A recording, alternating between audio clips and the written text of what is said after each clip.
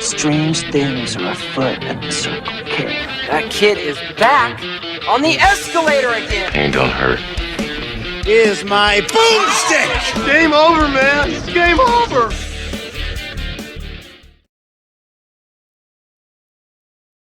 Welcome to the Bargain Bin. He is your host, Ben Mason. And he is your co-host, Sandra Luketic. And today, we're covering May's listener pick.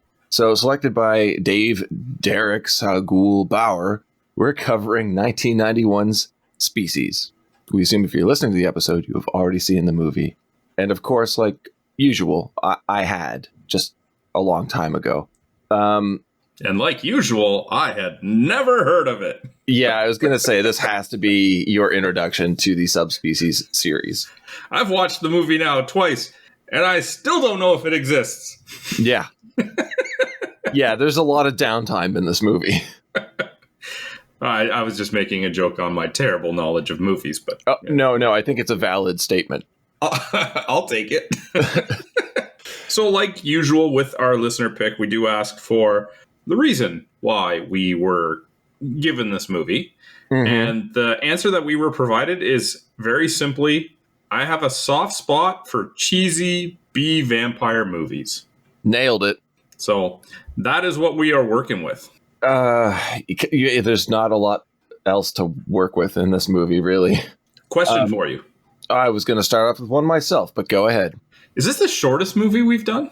Yes, I believe so. It is. If not, it's absolutely in contention because this is a short movie. I watched it on Tubi, which doesn't have the making of featurette that you had told me about after the credits. Yeah. And it's listed with credits as an hour and 23 minutes. Yeah, I watched the movie. Like, I have my VHS copy, so I watched the movie through the credits and the special features at the end. And honestly, it didn't feel short to me. It felt way too fucking long. This movie has a super short runtime, but punishes you the entire way through. It drags so much. There's so much padding in this movie. I feel like if they took out the unnecessary scenes or shots even, leave the scenes in, just the shots that have nothing happening within them, you're cutting this down to about 70 minutes. That's pretty reasonable, I'd say. Yeah. The question I have for you is, why is this movie called Subspecies? Yeah, I have no idea. I have the answer. Oh, really? And it's absolutely ridiculous. Because it was the title for a different movie, and they had to stop production on it, but still needed to deliver on a movie called that. So they were just like, grab some other one we have on the pile. No, that would make sense. It's going to make less sense than that. Yes. I thought the subspecies referred to in the title are the vampires. No, it's the humans. No, it's the little finger demons. What? Okay. Yeah. The things that run around and really have nothing to do the entire film are the subspecies. Why are they there? They refer to them in the making of. They have one function, which is to free Radu at the beginning. And then the rest of the movie, you see them and they're just kind of there looking around. They do two things. There's two main actions, and it's the same fucking action. And that is pull a goddamn lever. Nice. Okay, I'm very curious to hear your thoughts as we break this down. And we start off hot with this movie. Yeah, we start off very cold with the game that we like to play. Fine. I don't know who's in this movie that we've covered before. The only person... There's one. Is it Angus Scrimm? It is. Shit. I feel bad because I only really remember him from the Phantasm movies. It's not a big role. He has essentially a cameo scene in a movie. Okay. Does he say boy in that movie? Not to my knowledge. I have no idea then. He played Dr. Carrington in Chopping Mall. Really? Mm-hmm. I'm sure I was all about it when we watched that movie. I have no recollection of him in that whatsoever.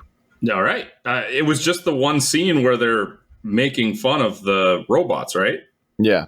He was great, man. Angus Scrimm was awesome. I don't know why he's in this movie. Probably a paycheck or a favor. Or blackmail. That's a good idea. Yeah, it could very well be that. It was either a favor or they got dirt on this guy. It's only one of possibly every option. Money, blackmail, favor, relative. I don't know. It's one of these. It's definitely personal. And that's the only reason that they would make him look like he does in this movie. What? They needed to embarrass him.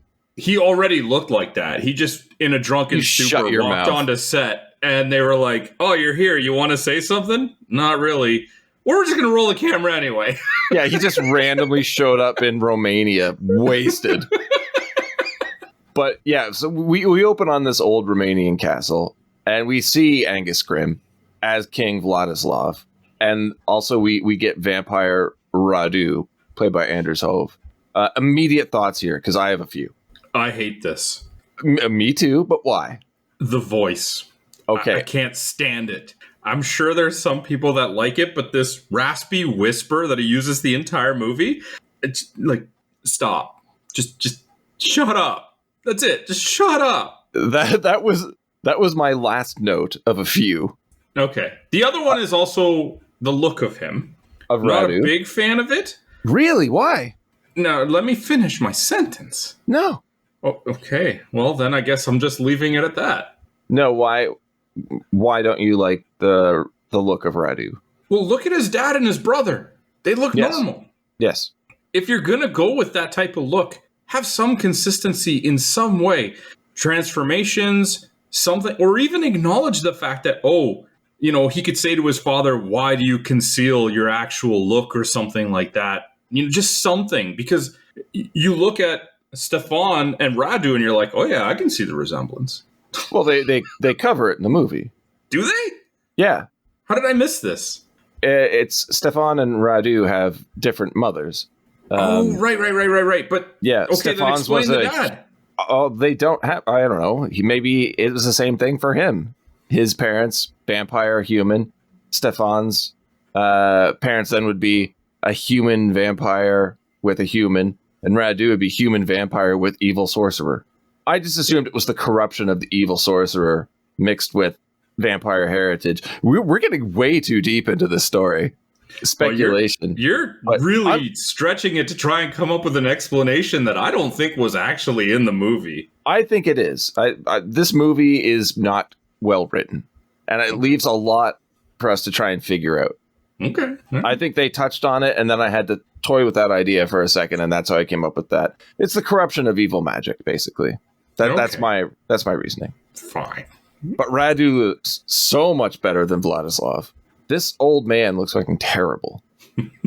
Absolutely terrible. It is okay. You and I recently watched Bram Stoker's Dracula and Dracula Dead and Loving It. Yes. And Vladislav has worse hair. I don't know. Oh yeah. I don't know. That hair in Bram Stoker's Dracula is awful. This looks like someone hollowed out like a plush poodle puppet and just put it on Angus Scrimm's head. He just partied really hard and had some bedhead. It's fine. Okay, sure. I don't ever want to see another old man lick the bloodstone ever again. Oh, they absolutely love this thing. And when I say love, I do mean of like a sexual nature. Oh yeah, it's definitely a what is going on here moment. I'm not drinking from that thing. I don't know where you've been putting it. Yeah. My next note just says, so what the fuck is happening? Because everything is thrown at us in this dialogue between Vlad and Radu. So I have notes saying that the night of the festival approaches. Okay, hopefully they explain that one later. And they do. Vlad has summoned his other son home, and Radu's pissed about it because he's the firstborn, so he believes the bloodstone is his birthright. Okay. But Vlad knows that Radu would use the stone for evil, and then on this reason would not give it to him. What I take from this, and I'm not getting into the story itself, or the plot so much, but I do enjoy a scenario where we have good and bad vampires in this world. I did enjoy that. Absolutely. But how do you use the stone for evil? You don't. How do you use it for good? What is its function? Its function is if the vampires drink from the bloodstone, they don't have to kill humans. Oh. Yeah. That makes so much more sense. So how do you use it for evil? Well, that's the thing, too. I had to look into that, and they're like, apparently it's a drug for Radu. Like, okay. It replenishes itself. Let him keep slamming that like whiskey shots. Like, I don't care. So really, Radu is just a glutton, because apparently the stone will satiate you, and he's just going to go feed on people anyway. Yeah. All right. That's all up in the air. All right. So I'm getting it. It's coming together. What do you think of Vlad's trap as far as things coming together? Oh, God. Do you remember the board game when you were a kid, Mousetrap? Mm-hmm. And it had that whole, like, contraption that led to the trap falling? Yep. This wasn't as much of a spectacle, but I think it was more predictable. Oh, incredibly. And the best part about this is I laughed hysterically when this happened, because it's just a cage without a bottom. No, he should be able to just lift it up. He's a vampire, exactly. So not only do you dislike his appearance and the voice and everything, he has his setbacks for sure. He's also incredibly weak for a villain. It's probably because he hasn't sucked on the bloodstone in a while. I guess. But going back and revisiting this after having finished the film, he's more capable than Stefan.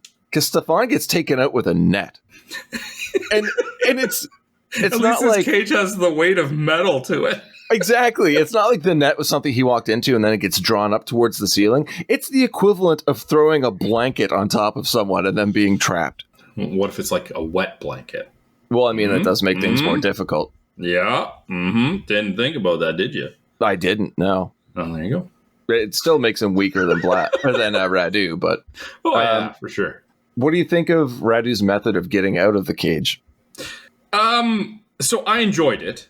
I will say that. It was fun to watch and an interesting take on what could have just been lifting the cage. But it's another one of the scenes, of which there are many in this movie, where I'm like, seems unnecessary. Yeah, it really does. You're just not like I will. This was maybe my favorite Radu scene because he's just staring at his dad as he's breaking his fingers off, and I'm like, there is something so menacing about this. We'll get into the special effects in a second, but at least that aspect of it was pretty cool. Although, again, it's a metal cage. Yeah. What do you think of those fingers? I have no comment. No, I thought they looked cool for a different take on what a vampire would look like, because those fingers are like 9 inches long, and I imagine it'd be very difficult to act in, but easy in a scene like this to have special effects where you can just snap those fingers off and they turn into little demons. Yes, I like it. It's cheesy and very much expected effects from a full moon picture. I read in the trivia that apparently they wanted to have actors in costumes play these little demons. They did originally, yeah. But it was determined that they looked too fake. So they went with this special effect.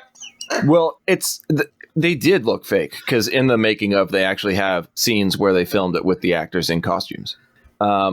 This was the realistic option? The actual actors in costumes. I watched some of those clips, and it did look really bad. So do these little monsters. But that is the cheesiness of Charles Band's production companies, like Full Moon. I love these movies because I can expect this kind of reach for the next step in special effects, but they don't have the ability to get there. So, yeah, it's obviously blue screened in this case but these little stop motion, well, they were puppets. I think they look fantastic. It's just they didn't have the technology or the funds to get the technology to make it look seamless. Yeah. I feel like they would look better in a different kind of movie. Yeah. Yeah. So now we cut to the opening credits, and they do a great job of establishing rural Eastern European settings. But my problem with this is that it looks like the camera lens is covered in Vaseline. You didn't even mention what happened to the dad. Oh, yeah. He kills him with a knife. This was terrible. Yeah.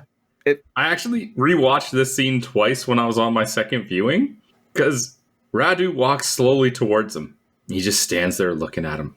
Doesn't move. Doesn't say anything. Radu brandishes the dagger. Still just stands there looking at him.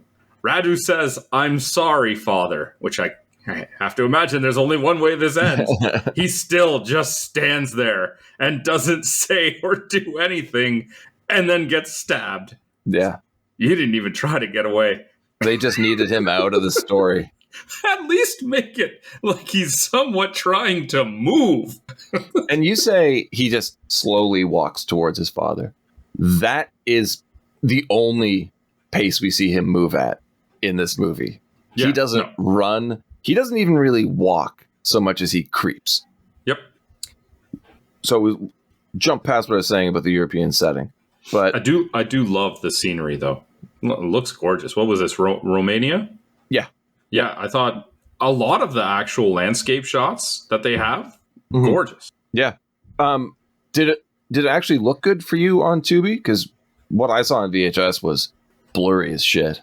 Yeah, the actual quality of the images were not great, but you could just tell like these landscapes were gorgeous. And there's the one shot specifically after when the girls are driving in the car after their first meeting. I'm jumping a little ahead though.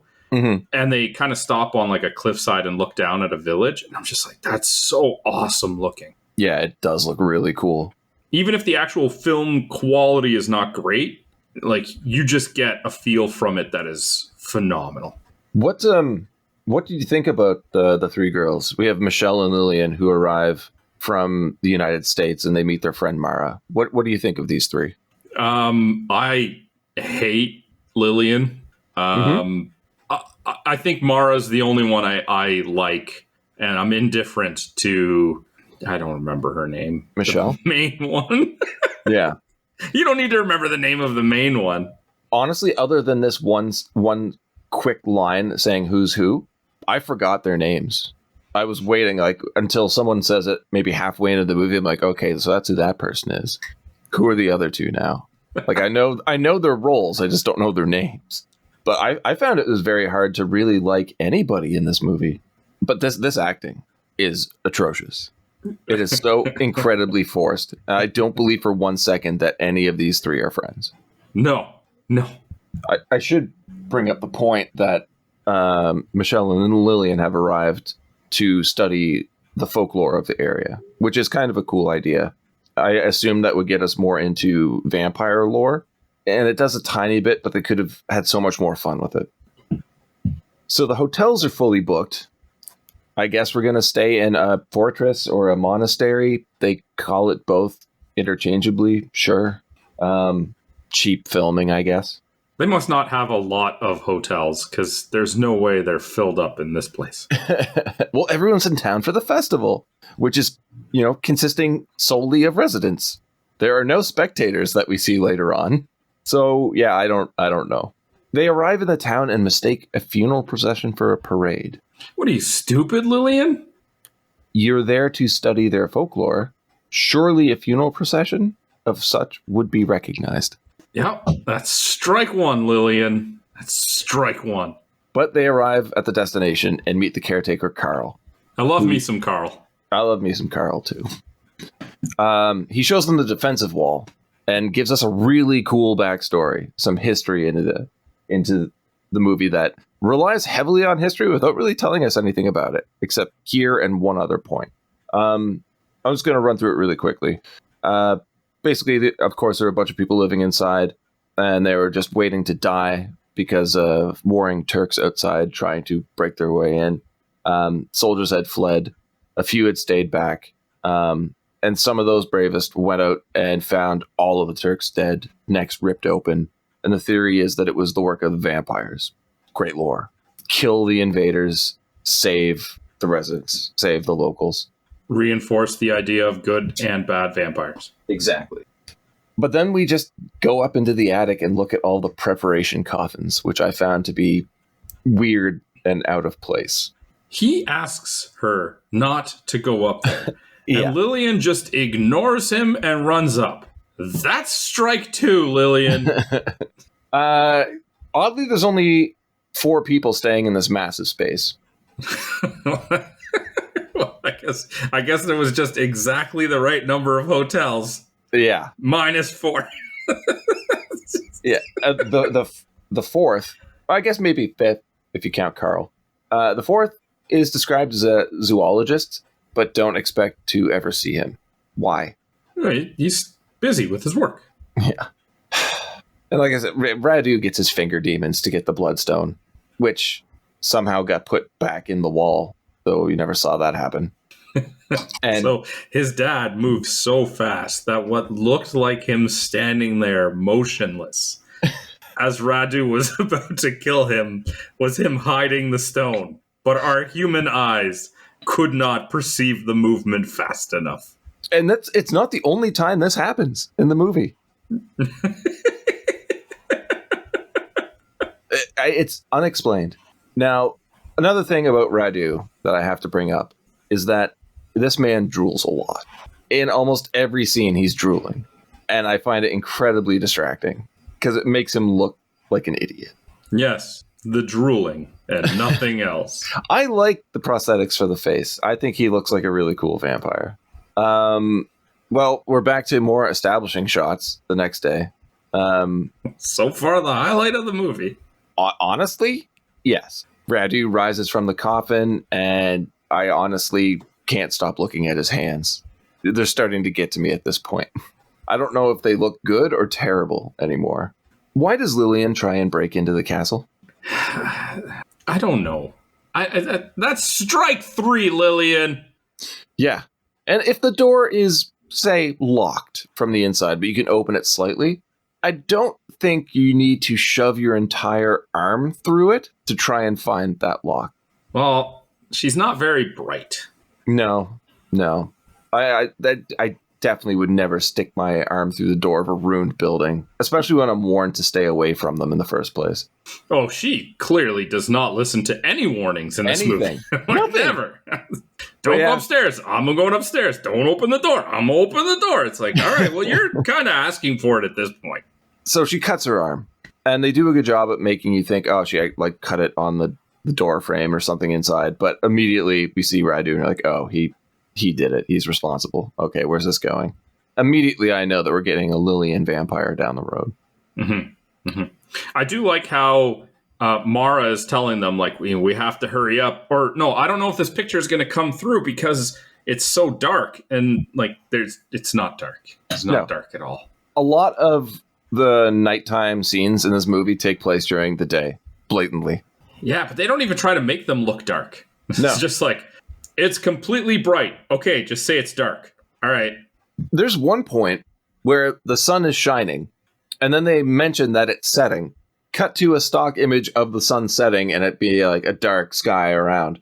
Cut back to the crew, and it's still sunny as anything. Mm-hmm. Yeah. It's very poorly edited. They don't even try using day for night, and that's easy. And there's so many times where they have these shots of Radu walking slowly, as he does. Yeah. In not the dark. It's not dark. There is one time where he and Stefan are out in the day. Stefan is weak from the sun. Radu calls him out for being in the sun, even though they're both out there and having different results. It's awful. They don't even understand their own lore. Mm-hmm. Mm-hmm. Mm-hmm. Michelle discovers that Castle Vladislav is not accounted for in any written history. That's impossible. How do you know? I've read all of the history. Yeah. Ever. Yeah. So it's not accounted for in any history you've read. But then Stefan interjects. He's the zoologist we're told we'll never see in this film. Which makes me believe he knows documentation very well. Yes. Well, I don't even know where he's supposed to be from. Because sometimes he has an Eastern European accent, and sometimes he's British. Columbia University probably is. Yeah. I love how he interjects himself into the conversation and then just leaves. Well, he does say that he just wanted to introduce himself so that if they see him coming and going at odd hours, that they're not startled by it, right? But Carl's already told them about him, and we know that he and Carl have a working relationship, so I think he's just trying to get closer to them. Okay, I saw it differently. I mean, It's one thing to say there's a fourth person. There's another thing for that person to say, hey, this is me, just so you know, right? Yeah. My name's Stefan. I'm a zoologist. I have odd hours. Bye. But it's just supposed to, like, show that he and Michelle have something going on. I guess they did look at one another. That's all you need in this movie. So the next day, the three interview an old woman who runs the festival. I don't know what it is, Festival of the Undead. And we do get a bit more actual world building. The story of the truce between the gypsies, can't say that anymore, and vampires. And it's a good story, too. Do you remember this one? No. Okay, well, after the vampires killed the Turks, the locals allowed them to live in the ruins, but the vampires kept rising and feasting on them. So the main villager stole the bloodstone from the Pope, which sounds like a movie unto itself, and gave it to the king of the vampires. Since then, there haven't been any vampire attacks. So why wouldn't you just give them the stone then? We have this stone that will prevent them from feeding on us. I guess we better go steal it from the priest because he wants us dead? No, they had to go to Italy and steal it from the Pope and brought it back to the town and gave it to the king of the vampires to be like, here, stop eating us. Okay. All right. Well, that makes more sense. Do you remember what the bloodstone is? No, not even a little bit. It's just a stone that replenishes itself full of blood of all of the previous saints. So it's never-ending saint blood. And then, again, they're warned to stay away from the ruins. I feel like that type of object might need some sort of origin story. Yeah, they had it in the Vatican. That's what I'm saying. Like, I want to see the story of this one villager traveling from Romania to Italy, breaking into the Vatican, finding the bloodstone, and escaping with it. How do you make a stone that just replenishes with the blood of these dead people? How do you know that it exists to steal it? How do you know its function to know that you should steal it and give it to the vampires? This is a lot of questions, man. You just have to believe, Sandro. All right. This is what I was missing, was belief. Yes. All right. Well, thank God for us, Lillian falls asleep while the three go for a walk and talk. That's a good sign. Yeah. Why do the other two decide they should probably nap as well? Before doing so, saying, we still need to make it back before sunset. Yeah. I don't know. Like, go home, go back there and nap if it's that much of an issue. Yeah. And they fall asleep for 2 whole hours. Yeah. And then they panic. We have to get out of here. We can take the shortcut through the woods because it's getting dark. It still looks just as bright. Yeah. Time has not passed. Cut to the forest that they're cutting through. Dark. Pitch black. Pitch black. Next, we get Radu rising from his coffin, which is the same exact shot that we saw last time. They just recycled it. Also bright outside. So Yep. why are you getting up, man? Your alarm hasn't gone off. Day and night cycles don't matter, even though we're told constantly that they do. Uh-huh. Yeah, my next note says he goes outside, and it is definitely not night. There's a shot of him, and he's walking under this like archway. Yeah. And he's silhouetted. It's like, this wouldn't happen without all of the light behind you. It's so bad that if you were on location while they're filming this, you would have to block the sun from your eyes so you could see him, because it's that bright. But yeah, like you said, the girls are running back to the fortress in the dark, and we hear what they think to be an animal in the forest. And I think these sound effects are really good, but it's just the finger demons, the subspecies, if you will. And then we see Radu watching them from a tree with the ultimate pervert expression on his face. The way that they cut this camera angle really had me believing that the girls see him. You think they should, because that's what this conveys. This editing shows us they hear sounds, they stop, they look up, they see Radu, they run and scream, but they run into Stefan. Never is it mentioned that they saw Radu, so I guess they didn't. This is terrible editing. Yeah. And I fucking hate when movies do this. They give us the big reveal of something they already revealed to the viewer. That Stefan finds Vladislav's body and is revealed to be Vlad's other son. We already knew this. We don't need it explained a second time. What is the point? I thought that with the editing, that the kill scene from the beginning happened some time ago. Not And like then, that afternoon. yeah. And then Stefan, who I thought was at the fortress or whatever for a little bit longer, I guess is just getting there because he hasn't gone yet to see his dad. I don't know. It doesn't make sense. I don't even know how close these buildings are to each other, because they seem to get from point A to point B incredibly fast. And Radu isn't moving fast enough to stir the wind, like the air around him. But he just pops up from place to place. I feel like it would take him hours to get anywhere. They're next door neighbors. Has to be. I do like that shot of Radu walking in the shadows on his way to the fortress, and like getting in through the underground and sneaking into the girls' room, and then feeds on Lillian's arm. The shot looked cool, but he's still drooling all over the fucking place, which I hate. He attacks Lillian, but she's rescued by Stefan and Carl at the last second. Did you find there was any zero tension in this scene? No. And the whole time I'm like, why did you just take her boob out?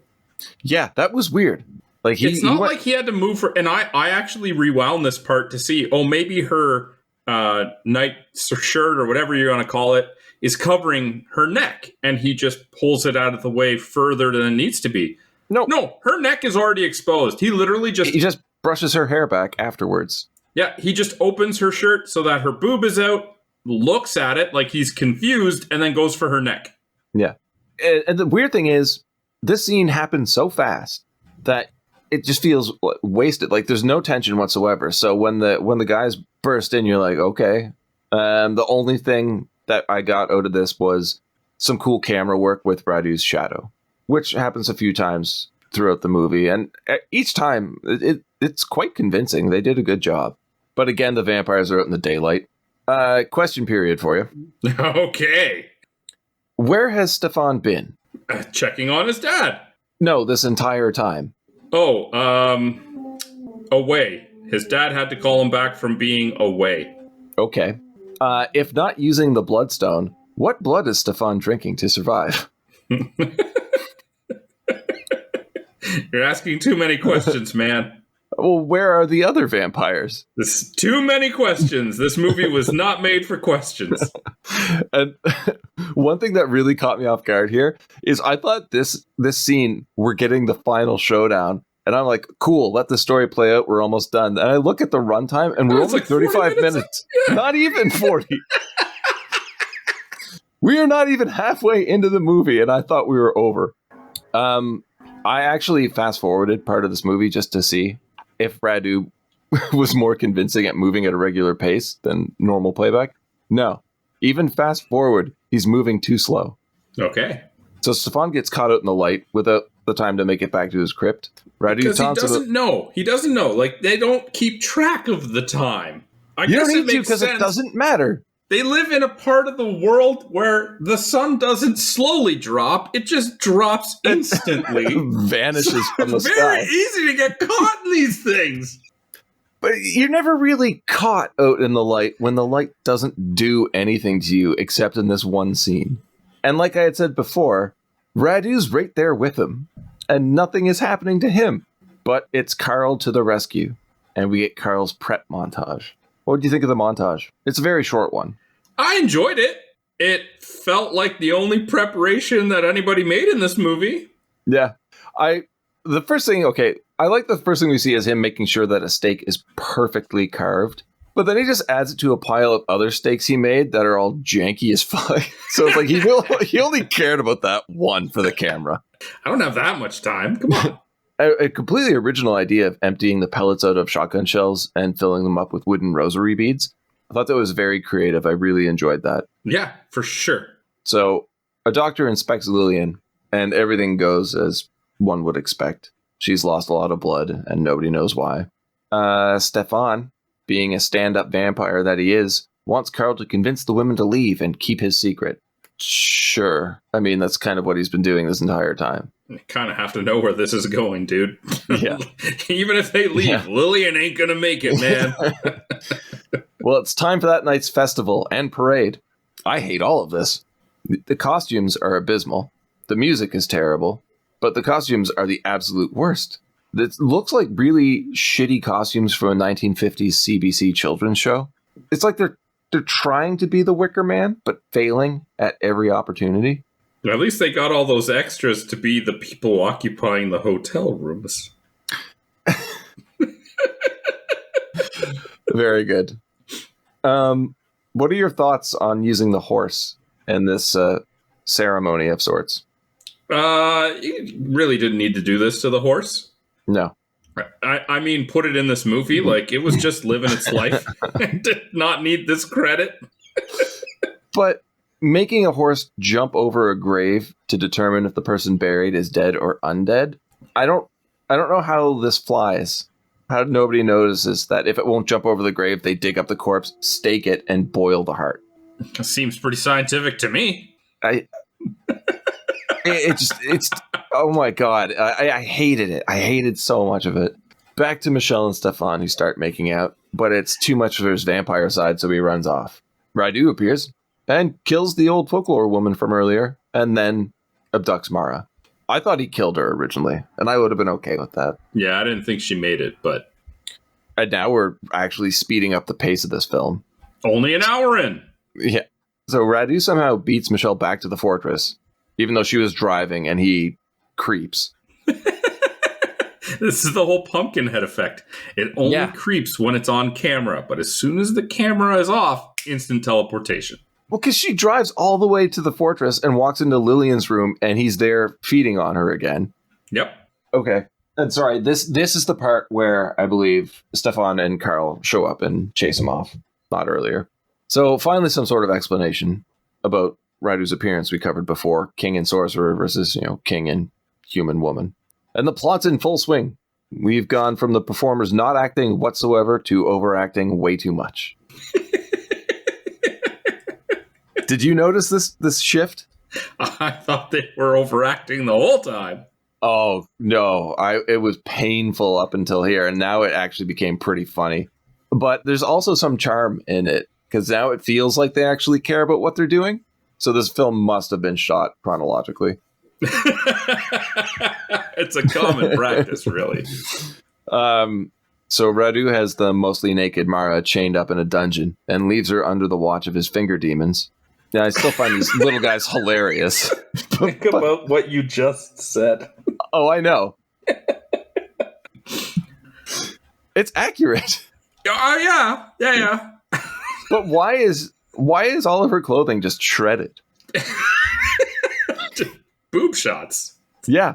I mean, it is full moon, so yes, I get that. But okay, we'll just leave it. We're just told that Lillian's dead. We see the corpse there. We're like, all right, that's passed over rather quickly. Doesn't really seem to have any strong story beat. Another question for you. Do you find it weird that everybody in town believes in vampires except for this one doctor? Well, they had to call him from out of town, you see. Oh, did they cover that? No. Yeah, exactly. He's completely baffled the entire time.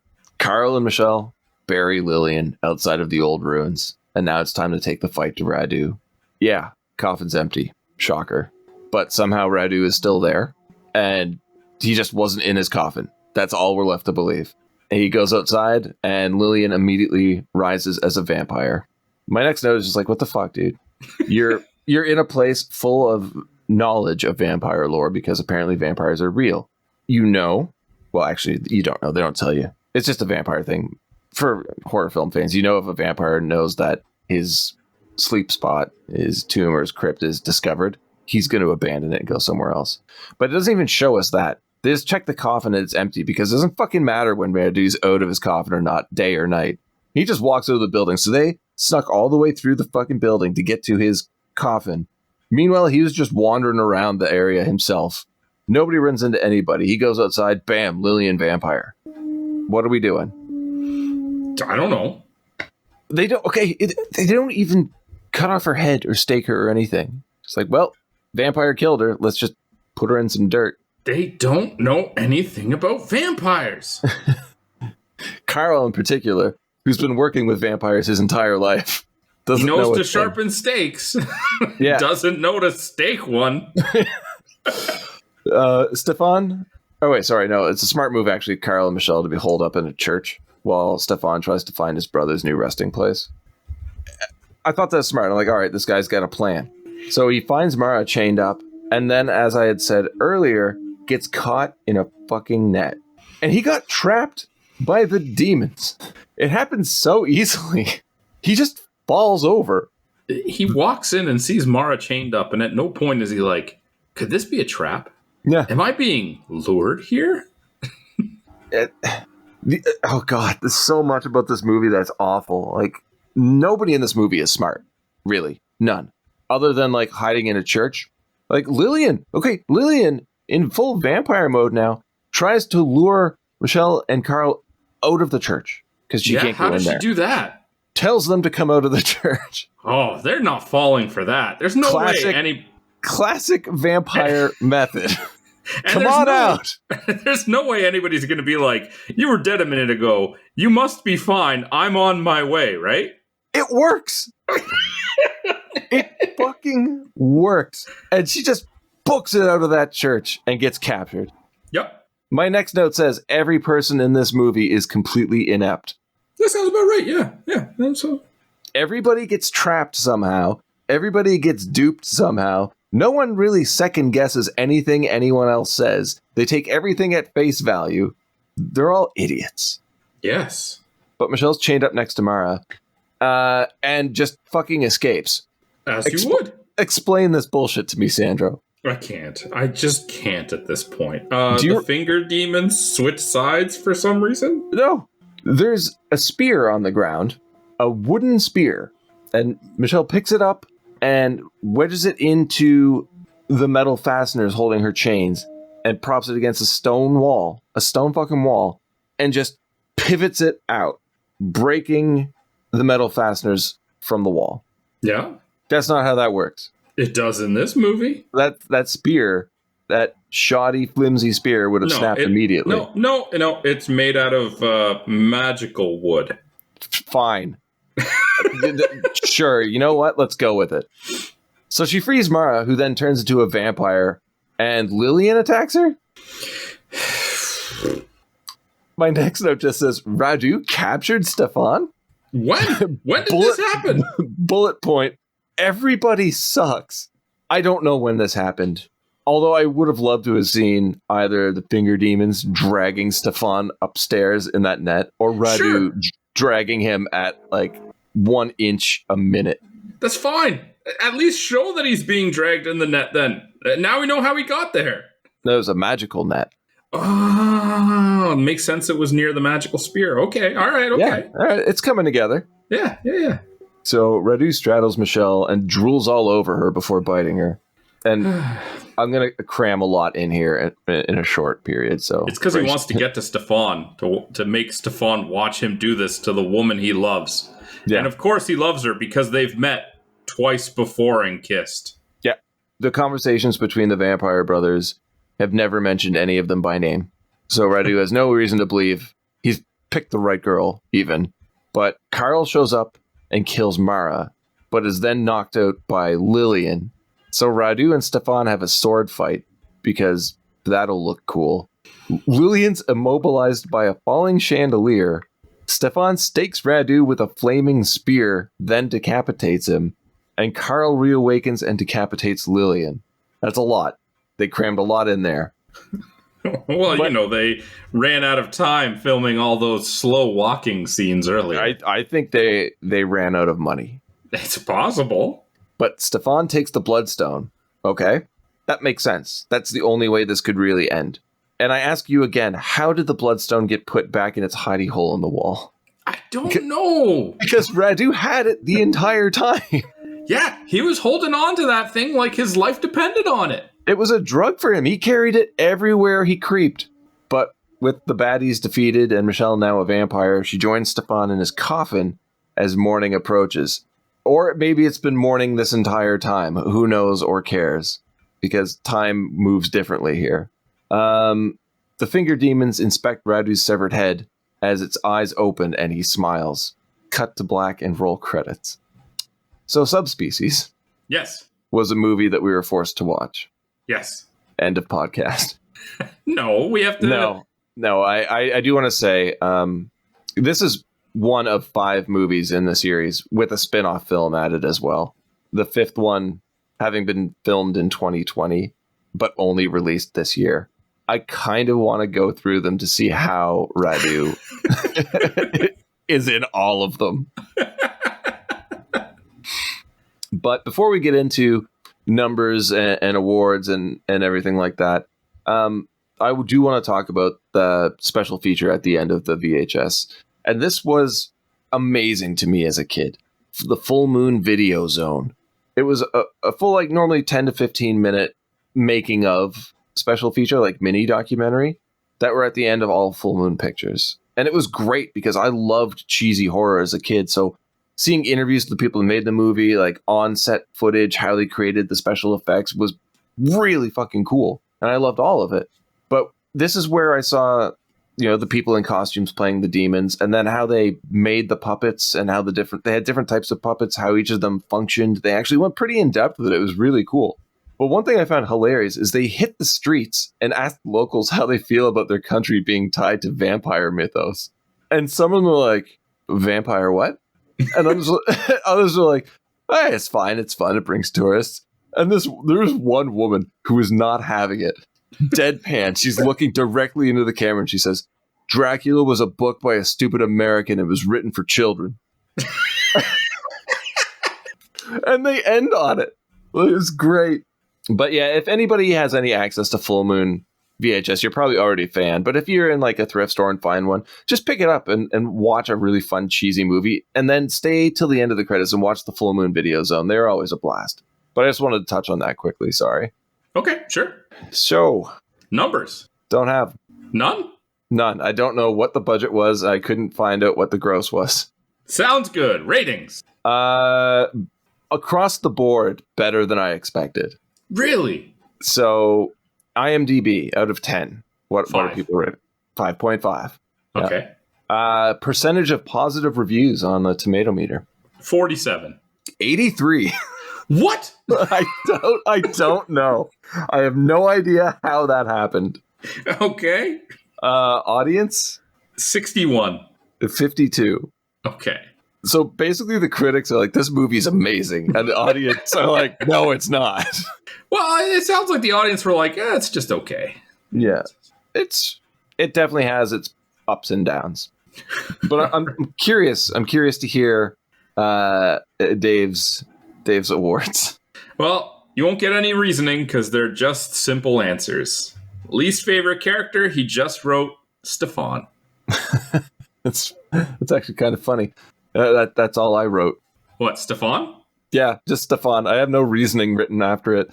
He's just a shitty character who doesn't really do anything. Okay. You? Radu. Ah, really? Yeah, it's the talking. 100% couldn't listen to that for the whole movie. Mm-hmm. I don't know why. It was like 9 Inch Nails on a chalkboard for me. Oh, that's good. I like that. I wonder if that continues throughout the rest of the franchise. He never speaks in a regular tone. It's always this raspy whisper. That has to have destroyed the guy's throat. I don't know. Yeah.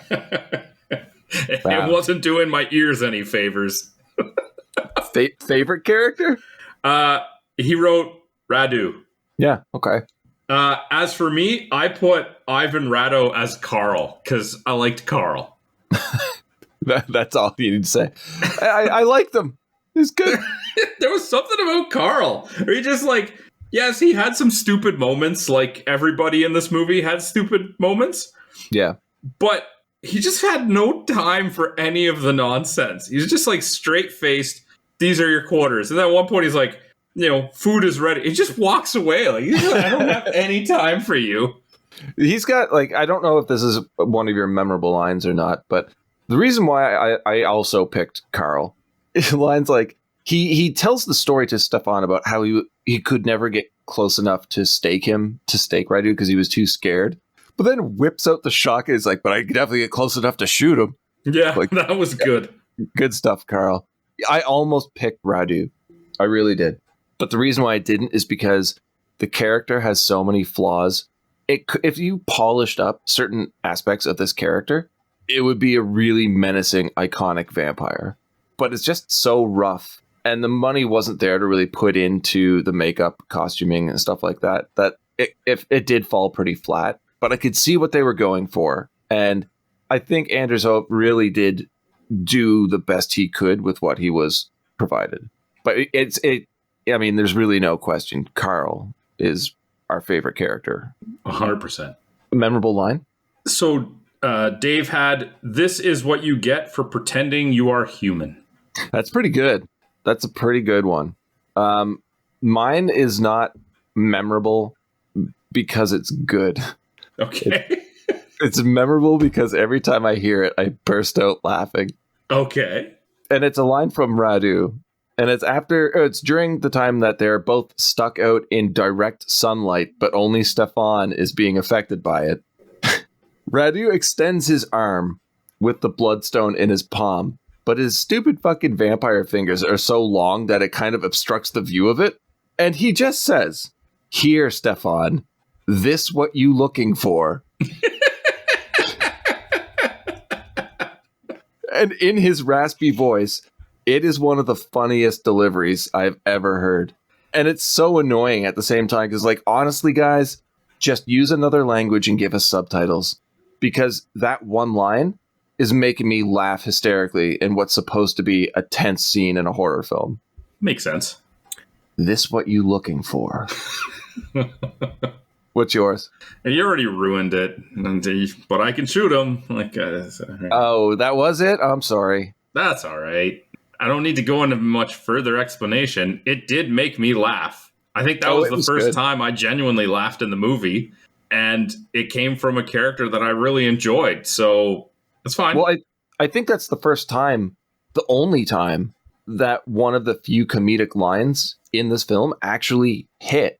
I think it is decent writing there, but I mean, Ivan Rado's delivery is phenomenal. There was other comedic lines? Yeah, right? There are a few. You lie. What do we have for memorable scene? So Dave wrote, "When Radu taunts Stefan with the bloodstone."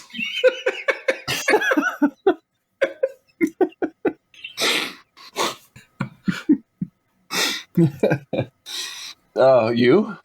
So there's a scene early on when Carl is showing the girls around, and stupid Lillian makes some comment about, like, "Oh, hey, we're actually smarter than we look," or something like that, right? Oh my god, yeah.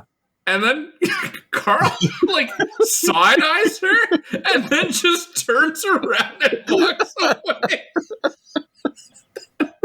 He's got no time for it. Oh god, he's so good.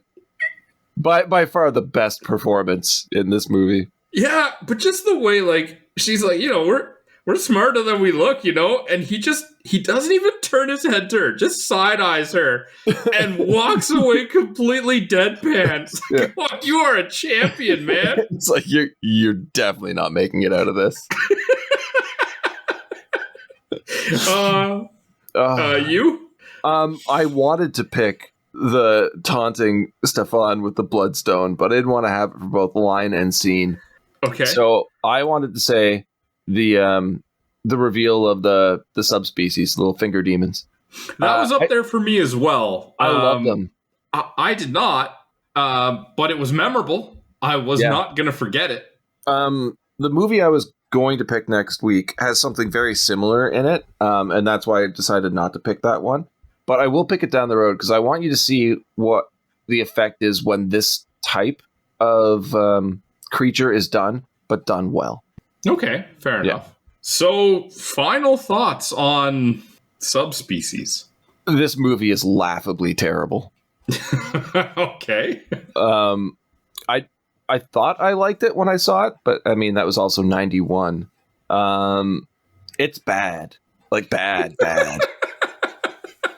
But it's also oddly charming, especially when you get like 3/4 of the way into it and all of a sudden the overacting just goes through the ceiling. And they cram so much into that it's just really fun, fast ending to the movie that I thought was really enjoyable. But going back and rewatching it as I'm doing notes, I'm chuckling to myself the entire way through. So I would not recommend this to anybody who isn't a horror fan. But if there are horror fans that listen to this and have heard about Subspecies and had never seen it, I would definitely recommend checking it out. It's very divisive. You're either going to have a blast with it or you're really going to hate everything that you see on screen. What about you? I hate everything I see on the screen. Yeah, I figured as much. Dave is a lovely guy. He's amazing. He's absolutely amazing. Why he did this to us, I don't know. Here, Dave, this what you looking for? I can't even recommend this movie as one of those movies that you get together with your friends and rip apart because the pacing is so bad. There's so many scenes of nothing happening that you can't even crack wise because you're just sitting there and it's like, all right, I'm going to watch these girls lay in a field for 30 seconds now. All right, 2 minutes of Radu walking in the sunlight. Like, this movie is an hour and 20 minutes. Nothing happens for an hour and 5 minutes. And then in 15 minutes, you blink and you missed it all. I don't know. I found it fun, but what you're saying is very true. Maybe if you get together with your friends to rip it apart and watch it at 2 times speed. Yeah, because if you get your friends together with a couple of beers and throw this movie on, the amount of lingering establishing shots, you're just going to start talking to each other and then the movie's over. I'm having a blast talking about the movie with you right now. Yeah. But I don't think it would be the same if we watched it together simply because of what you just said. There are so much downtime that it would take you out of the movie every time. Yeah. I'm curious. So no, I don't recommend this movie. I want to see what the runtime is of Subspecies 2.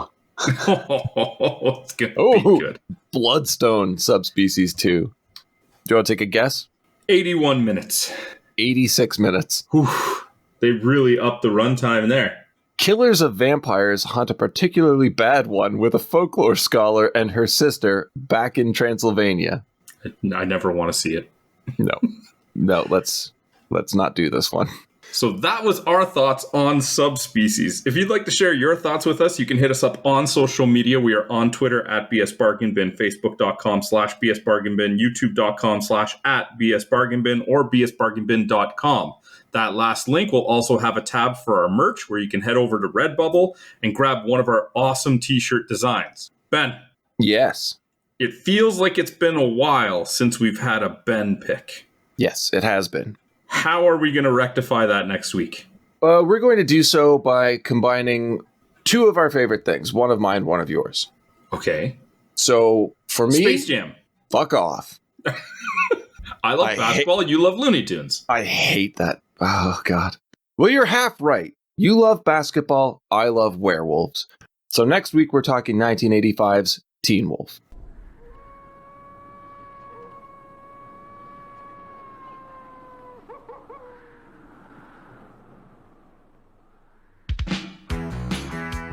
For Michael J. Fox, life hasn't been easy. Hi. I'm going through changes. His voice is changing. Give me a keg of beer. Is there anything wrong with me? He's got hair on his chest. He's stopped being a boy. What do you think about to get worked up? At last, he's become... Scott? Scott Howard? This is your father speaking. Now open this door right this minute. a wolf. An explanation is probably long overdue. Dad, an explanation? Look at me. Look at you. He's always wanted to be something special, but he never expected this. Then everybody be Teen Wolf. He's got style. There's something different about you. Did you change your hair? He's got class. Wolf person. Wolf. He's got hair all over his body. Wolves aren't supposed to be shy. He's a wolf in teens clothing. And tonight is his night to howl. Teen Wolf, a new comedy with Michael J. Fox, star of Back to the Future.